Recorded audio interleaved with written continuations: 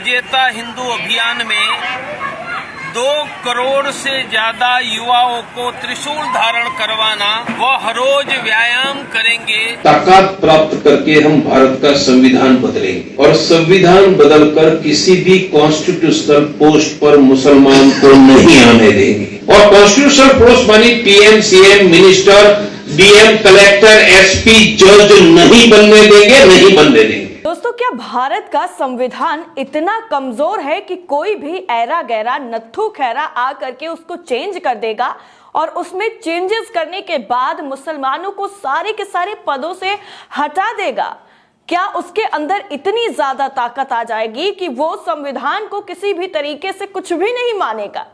एक video social media पर viral हो रहा है जिसमें प्रवीण तोगड़िया, जी हाँ, आरएसएस के एक्स कहे जाते हैं प्रवीण तोगड़िया, जो पता नहीं कौन से बिल में जाकर छुपे हुए थे और अब जब निकले हैं तो अपने मुंह से बस जहर ही उगल रहे हैं। एक बार फिर से अल्पसंख्यकों यानी मुसलमानों के खिलाफ इनका जो जहरीला रवैया है वो साफ तौर पर खुलकर सामने आ गया है।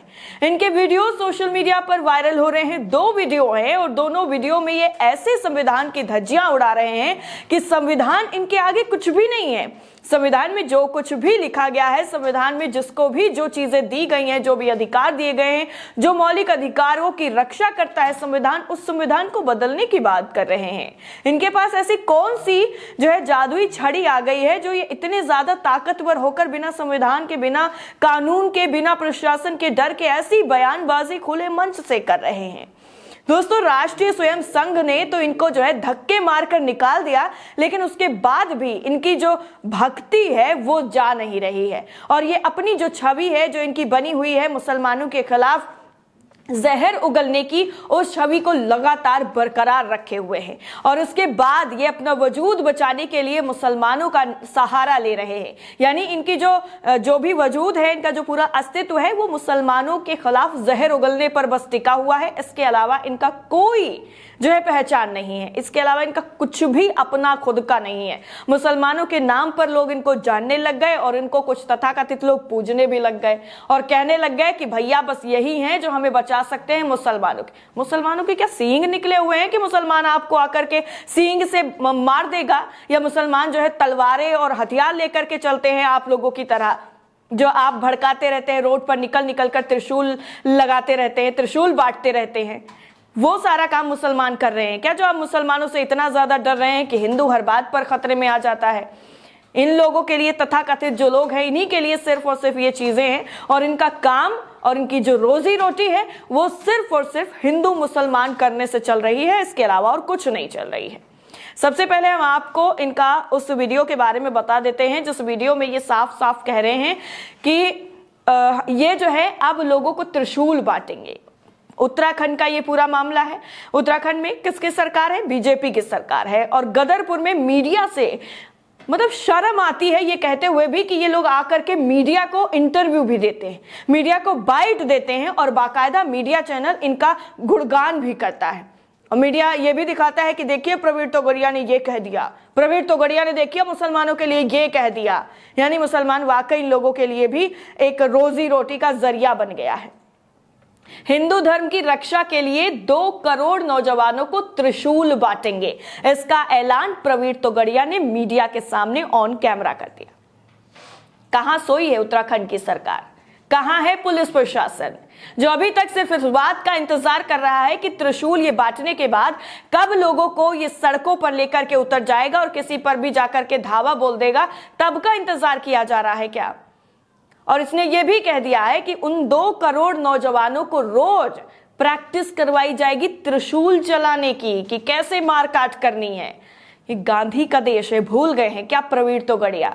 यहाँ पर हिंसा की बात तक नहीं होती है, यहाँ पर अहिंसा के पुजारी सभी लोग हैं और अहिंसा का देश है। यहाँ पर कोई मारकाट की बातें नहीं करता है, लेकिन ये तो संविधान को बदलने की बात करते हैं, तो गांधी को क्या ही मानेंगे।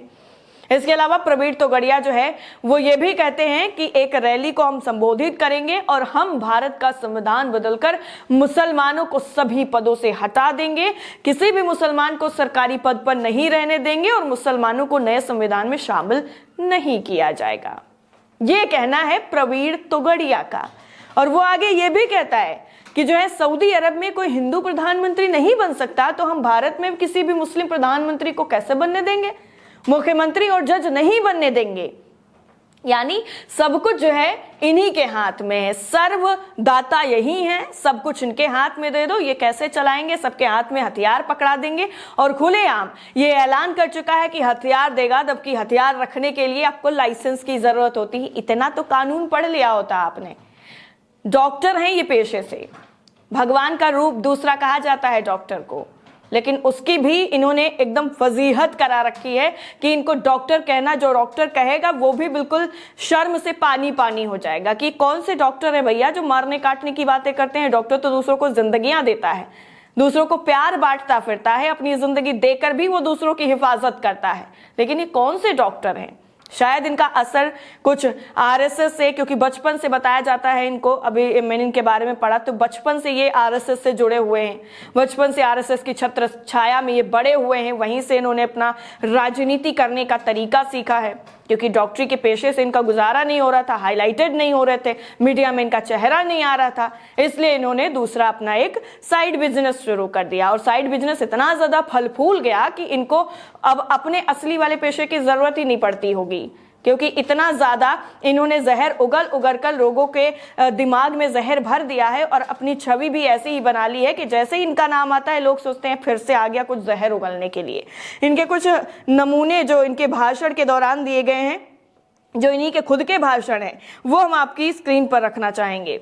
एक जो है पल पल न्यूज की तरफ से एक आर्टिकल जो है छापा गया है, हालांकि ये पुराने बयान हैं, लेकिन जब भी इनका नाम आता है तो इनके बयानों को याद जरूर किया जाता है। पल पल न्यूज लिखता है कि तालिबान के बहाने भारतीय मुसलमानों के खिलाफ तोगड़िया ने उगला जहर। भारतीय मुसलमानों को निशाना बनाते हुए तोगड़िया ने कहा कि उत्तर प्रदेश में स्थित दारुल उलूम देवबंद से तालिबानी वाचार धारा का जन्म हुआ है। अब ये बताइए, ऐसे ऐसे शब्दों का इस्तेमाल करते हैं, लेकिन आज भी जब सुप्रीम कोर्ट एक्शन ले रहा है हेट स्पीच मामलों को लेकर के, लेकिन इनको जरा सा भी डर नहीं है और ऐसे वक्त में आकर के ये फिर से अपना जहरीला भाषण दे रहे हैं। एक भास्कर की रिपोर्ट है जिसमें लिखा गया है कि तोगड़िया की अल्पसंख्यकों को धमकी, गुजरात भूल गए होगे पर मुजफ्फरनगर याद रखना। ये भाषण खुलेआम ये मंच से दे चुका है और सीधा सीधा एक विशेष समुदाय को जो है धमकियां दे चुका है कि गुजरात भूल गए होगे लेकिन मुजफ्फरनगर याद रखो, मुजफ्फरनगर को याद रखना। गुजरात में क्या हुआ था आपको याद है, मुजफ्फरनगर में क्या हुआ वो भी याद। कोहराम खबर की तरफ से एक भाषण इनका कोट किया गया है, लिखा है तोगड़िया ने उगला जहर, मुस्लिम बस्ती को बताया मिनी पाकिस्तान, कहा यहां रहते हैं रावण। और ये हम अपनी तरफ से नहीं बता रहे हैं, ये मीडिया में पब्लिश्ड खबरें हैं, इनके खुद के भाषण हैं। इंडिया टीवी की एक खबर है, इन्होंने लिखा है कि साध्वी प्राची और प्रवीण तोगड़िया ने फिर उगला जहर और दशहरे के पावन मौके पर इन्होंने ये जहर उगला था। हालांकि ये खबर काफी ज्यादा पुरानी है, लेकिन इनके बयानों का जिक्र करना इसलिए जरूरी मैंने समझा कि आपको याद दिला दे कि इन्होंने किस तरीके से एक विशेष धर्म के खिलाफ जहर उगला है, विशेष धर्म को टारगेट किया है, लेकिन फिर भी आज ये आजाद घूम रहे हैं। कहीं कभी जाकर के जब इनको जो है कभी ये रोया करते थे मीडिया के सामने आकर कि जो है इनको अपनी ही बीजेपी की सरकार से खतरा है, अपनी ही सरकार से इनको खतरा होता रहता है और एनकाउंटर का इनको डर सता रहा था, तब तो आंसू टपक टपक के बहाए जा रहे थे। लेकिन अब जब आंसुओं का वो खतरा टल गया है, बादल छट गए, तो फिर से आ गए हैं मुसलमानों के खिलाफ जहर उगलने के लिए। देखना ये होगा कि इनके ये भाषण आने के बाद इन पर कार्रवाई क्या होती है, क्या उत्तराखंड पुलिस प्रशासन इन पर केस दर्ज करके इनको जेल के अंदर डालेगा कि नहीं डालेगा। इस पूरी रिपोर्ट को लेकर आपकी राय क्या है, कमेंट करके हमें जरूर बताइए। बाकी अपडेट के लिए नेशन 360 के साथ आप लगातार बने रहें। जय हिंद।